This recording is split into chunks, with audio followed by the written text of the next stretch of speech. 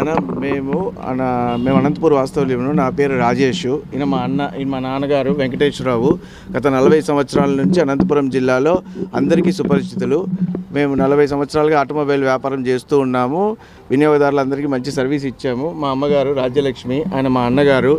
So ఈరోజు మా అందరికీ చాలా కష్టం వచ్చింది. ఆ కష్టం మీడియాకి చెప్పాలనే ఈ సమావేశం మీకు రిక్వెస్ట్ చేసుకున్నాను. మా వ్యాపారంలో మామూలు లాభ నష్టాలు సహజము. అలా మాకు నష్టం వచ్చి 40 ఏళ్ళ నుంచి బిజినెస్ చేస్తూ ఉన్నా కూడా ఇబ్బందులు పడుకుంటూ వచ్చాము. దుర్గా ఆటోమోటివ్స్ మా సంస్థ పేరు. సో అది అందరికీ సుపరిచితమే. మొత్తం జిల్లా అంతా కూడా మంచి ఇది, రాయలసీమ అంతా కూడా మా బ్రాంచ్లు ఉన్నాయి. ఇక్కడ మేము ఆ వ్యాపారంలో దెబ్బతిన్నందువల్ల డబ్బు రీత్యా అవసరమయ్యి గువ్వల గంగాధర్ అని పులివెందుల ఆయన దగ్గర డబ్బులు తీసుకున్నాం. మాట అయితే వాస్తవము. 10,05,00,000 మనకు అంటే ఇంట్రెస్ట్లు అవన్నీ వేసి, అంతకుముందు ఒక సంవత్సరం కిందట ఆ భూమి రిజిస్టర్ చేసుకున్నాము. 8 సెంట్లు మా దాంట్లోదే. దానికి సంవత్సరం పాటు వడ్డీ కట్టాము. తర్వాత ఇంకా నాకు ఇష్యూస్ ఎక్కువైతే, ప్రాబ్లమ్స్ వస్తే ఆయన సరే కొన్ని రోజులు హెల్ప్ చేస్తానని ఈ 2 కూడా పెట్టుకొని బ్యాంక్ ఇది క్లియర్ చేసి మొత్తం కలిపి 10,05,00,000 ఇచ్చినారు.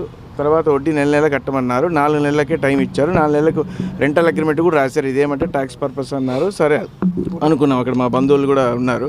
సో అక్కడ లాస్ట్కి ఏమైందంటే నేను అది 20 లక్షలు కూడా కట్టలేకపోయాను. ఆ రెంట్ ఇది కూడా కట్టలేకపోయాను. నాకు టైం కావాలన్నాను. 4 నెలల తర్వాత లేదు ఇంకా అది కాదు, నీకు నేను అమ్మలేదు, నేను కొన్నాను అన్నారు.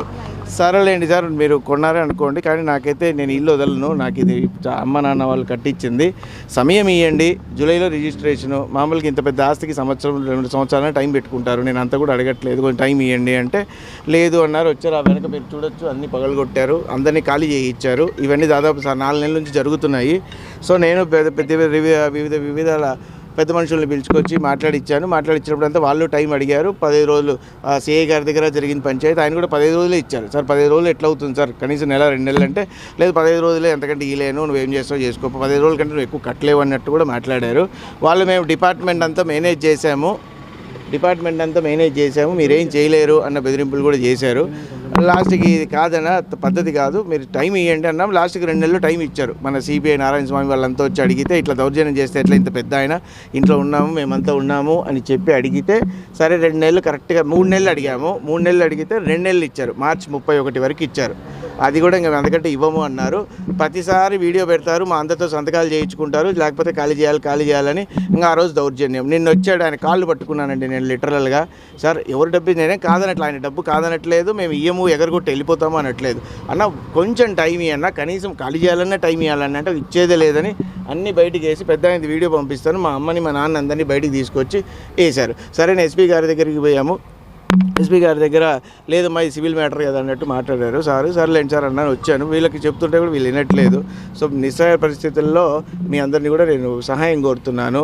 సో దీన్ని కొంచెం చెప్పి పెద్దవాళ్ళ దగ్గరికి తీసుకెళ్ళి, ఎందుకంటే మన పార్టీ ఉండి, మన చంద్రబాబు గారు ఉండి కూడా మేము ఈ దుస్థితికి రావాలి, మా పవన్ గారు ఉండి ఈ పరిస్థితికి రావాలంటే చాలా అన్యాయంగా ఉంది. ఇది కానీ ఈరోజు మేము ఇల్లు ఖాళీ చేసి బయటపడితే మేము మా అందరికీ సూసైడ్ తప్ప వేరే ఇది లేదు. సో అది కాకుండా ఒక నెల టైం ఇప్పగలిగితే 100% మా ఇల్లు మేము ఆయన డబ్బు ఆయన కట్టేస్తాం. ఆయన 12 కోట్లు అడిగాడు, ఆ 12 కోట్లు మేము కట్టేసుకుంటాము.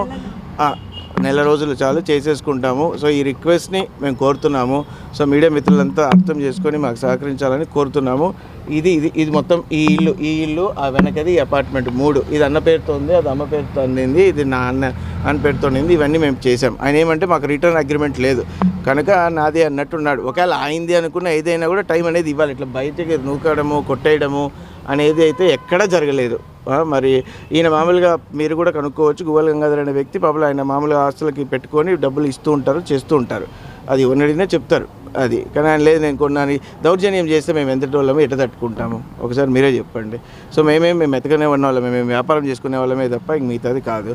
ఏదో అవసరాలు ఇస్తే తీసుకున్నాము. సో ఇప్పుడు కూడా అడుగుతున్నది ఎంతంటే 1 నెల టైము, అంతకుమించి ఇంకేం లేదు. సో ఇది రిజిస్ట్రేషన్ ఆయన పేరు మీదే ఉంది, ఫుల్ రిజిస్టర్ ఆయన పేరు మీదే ఉంది. ఇంకోటి కూడా చెప్పాము, సరే సార్ నా హక్కు అంటున్నారు. మీ హక్కు అయితే మీరు కోర్టు నుంచి తెచ్చుకోండి, ఎవాక్యుయేషన్ నోటీస్. మేము మాట్లాడి వెళ్ళిపోతాం. మీదే అంటున్నారు కదా, మీదే అయితే మళ్ళీ ఇన్ని రోజులు మిమ్మల్ని ఎందుకు ఉంచుతారు? రిజిస్ట్రేషన్ అయింది జూలైలో, మళ్ళీ ఇన్ని రోజులు మేము ఎందుకున్నాము? మేమేం అంత అన్యాయస్తులం కూడా కాదు. రిజిస్ట్రేషన్ ఛార్జెస్ మా మీదే వేశారు కదా, అది దాంతో బట్టే కదా. సో ఇవన్నీ చెప్పాను. ఇది వాస్తవము జరిగినది. అవును, రిటర్న్ కట్టడానికి ఇన్ని రోజులు టైం ఇచ్చామన్నారు, కానీ ఆ టైం ఏమాత్రం సరిపోలేదు.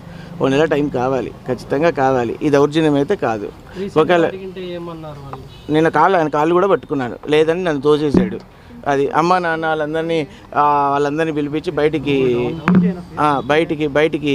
వాళ్ళందరినీ లాక్కొని మనుషులు పెట్టి బయటికి తీసుకొచ్చి వేసేసారు. చూడండి మీకు ఈ వీడియో. ఇంత పెద్ద ఆయన్ని 70 ఏళ్ళ ఆయన్ని, ఆయనకి దెబ్బ కూడా తగిలింది కాలికి. మీరు అది కూడా చూడాలంటే చూడొచ్చు.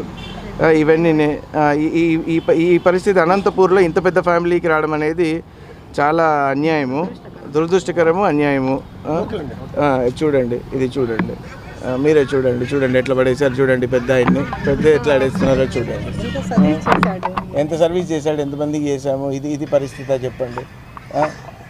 అది